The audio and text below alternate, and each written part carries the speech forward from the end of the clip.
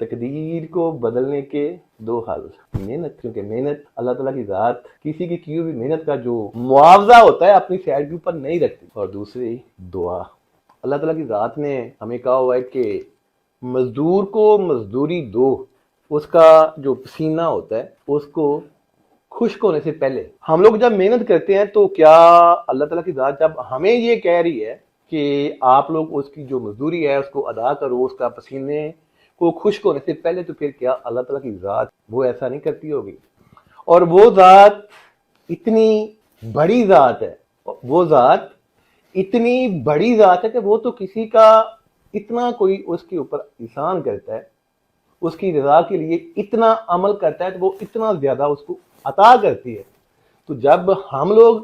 اس نیت کے ساتھ کہ ہم نے اپنی تقدیر کو بدلنا ہے، اپنی قسمت کو بدلنا ہے، محنت کرتے ہیں، تو کیا وہ ذات جو ہے وہ ہمارا حق رکھ سکتی ہے؟